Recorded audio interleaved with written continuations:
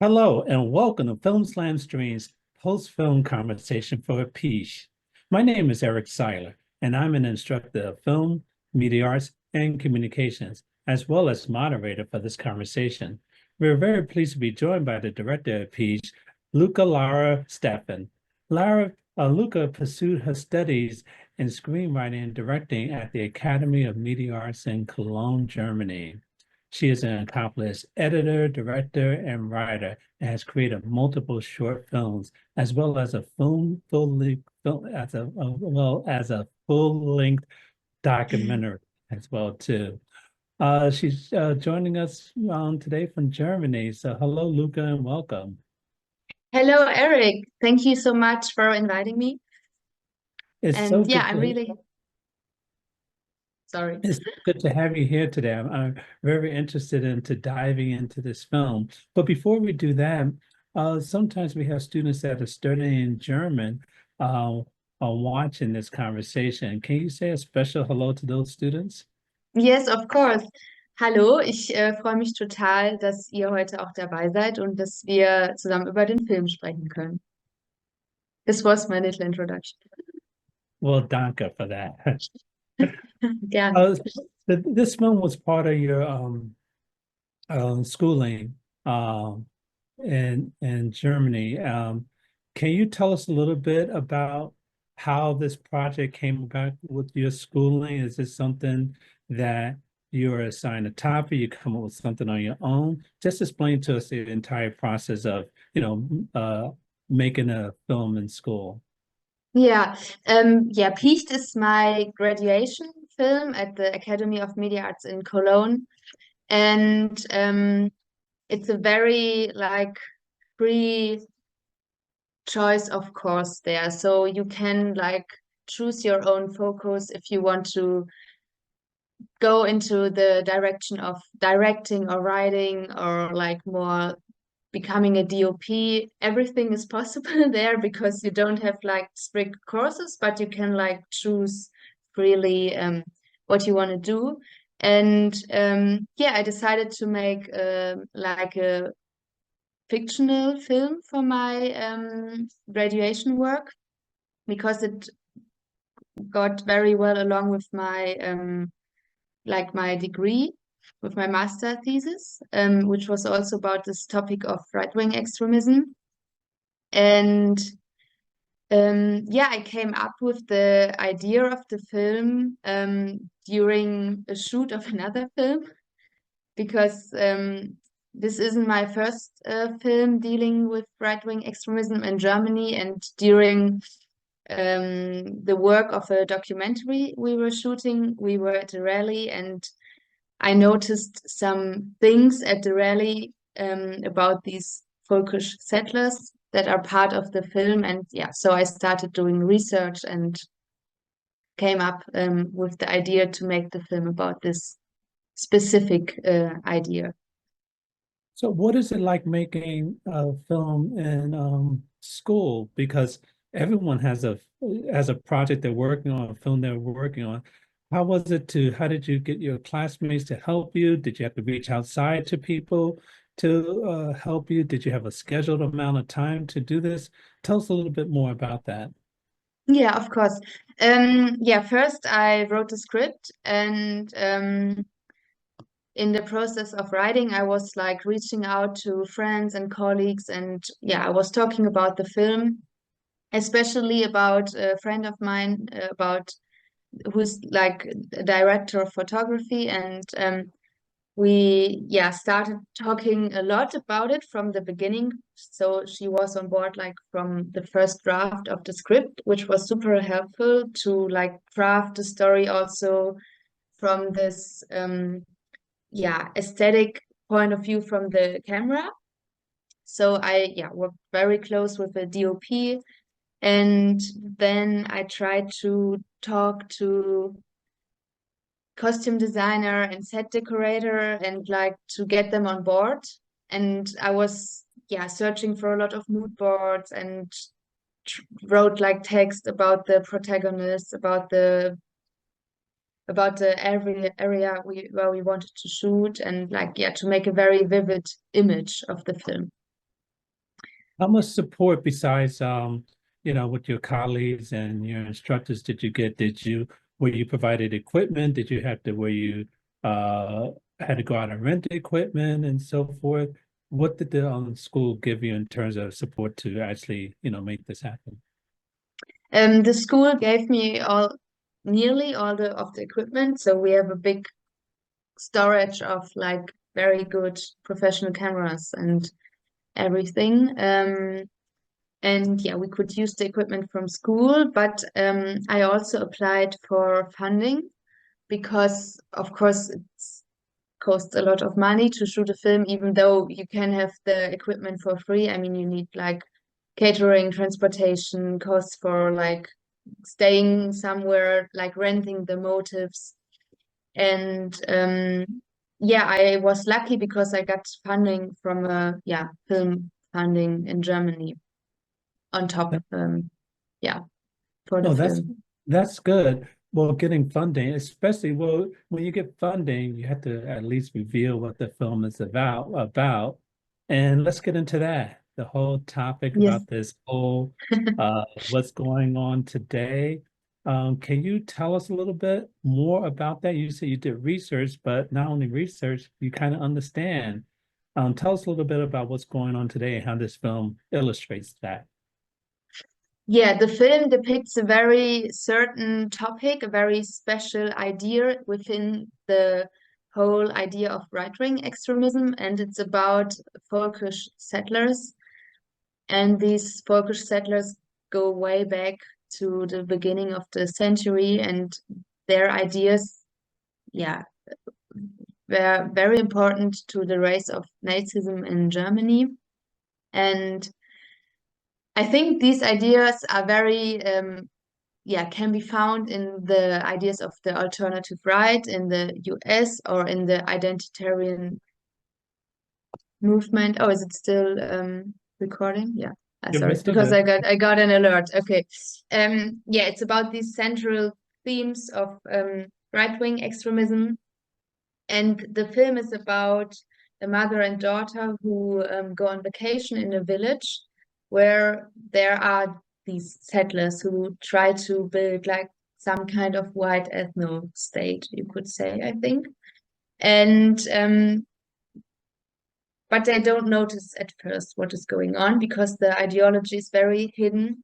I think something which we also encounter often in our everyday life that yeah, sometimes this ideology is hidden, sometimes not, but yeah.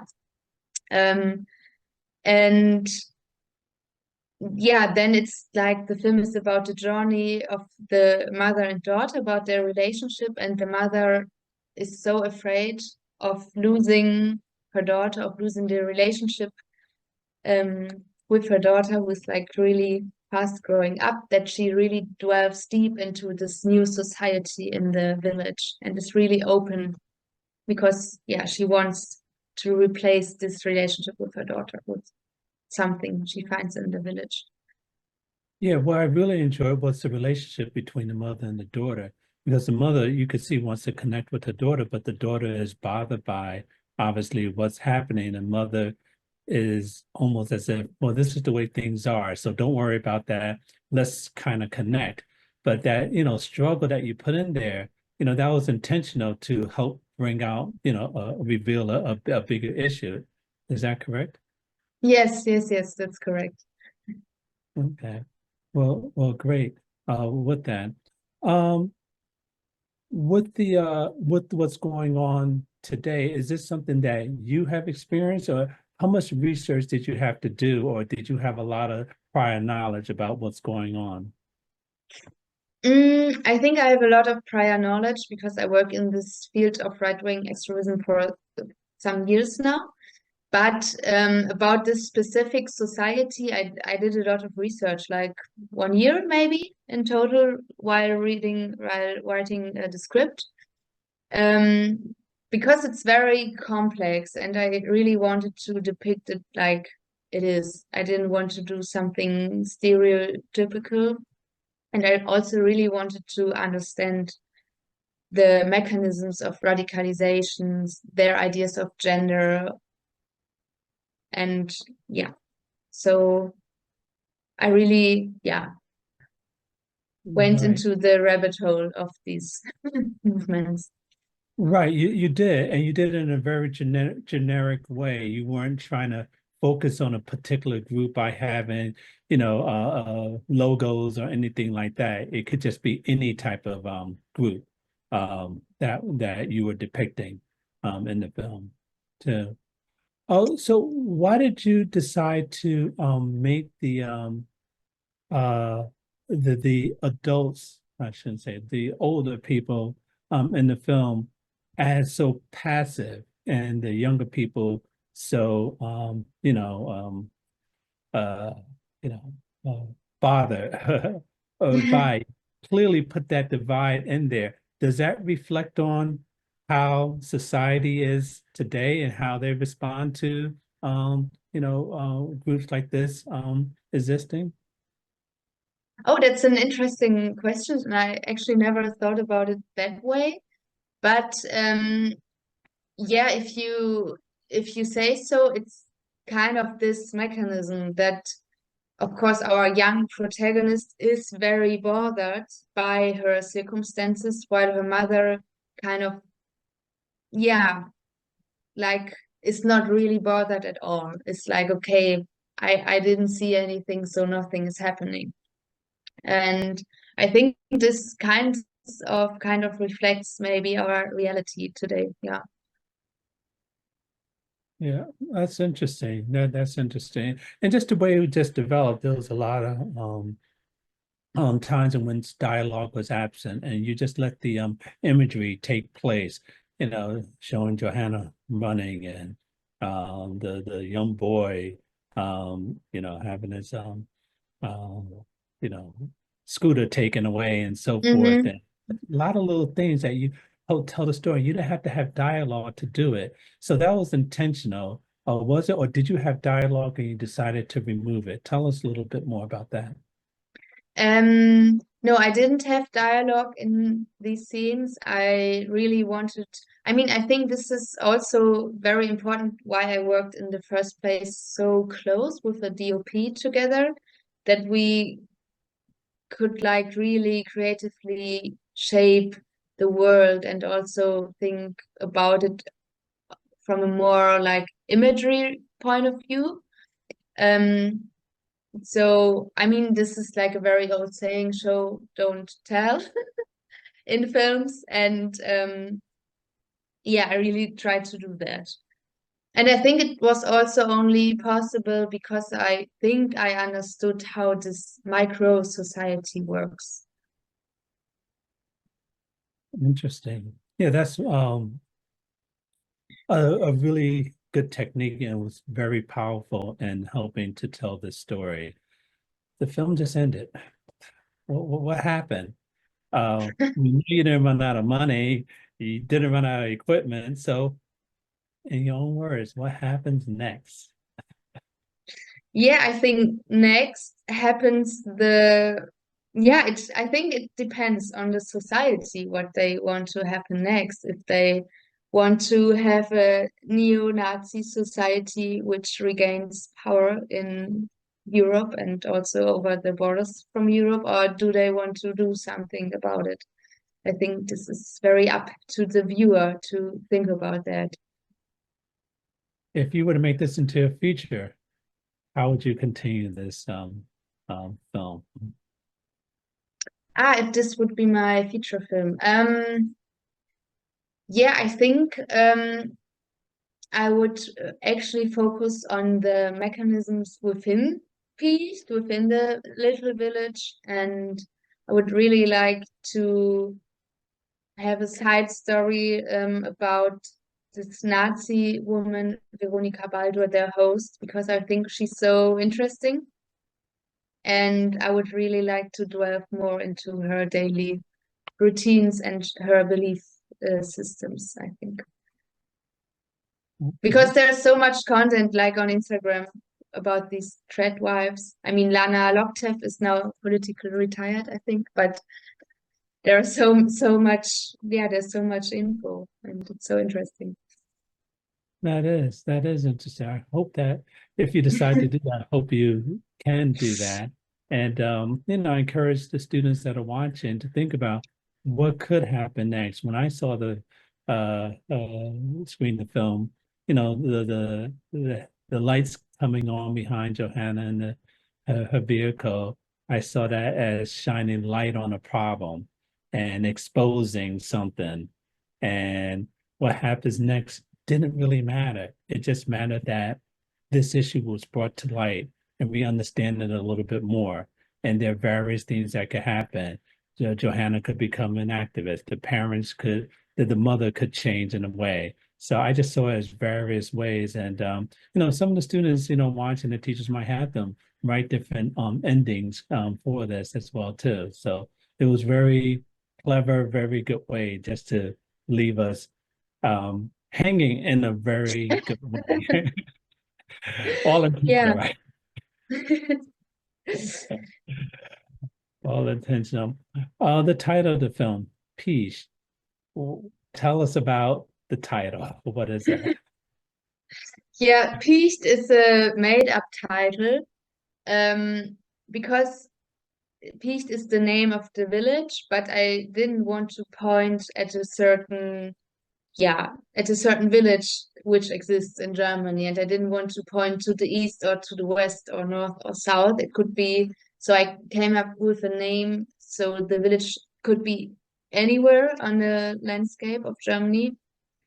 And that was really important for me because I think this ideology exists in every corner of Germany and can exist everywhere. And I didn't want to point to the East, for example, and say, this is the problem there, and I don't have nothing to do with it. And also it was very clever how you shot the location, because there wasn't really any identification on, oh, this is taking place here or there. We were in the countryside. So, it, like you said, it could have been anywhere. And that was done intentionally to shoot it in Yes. that setting. Yeah.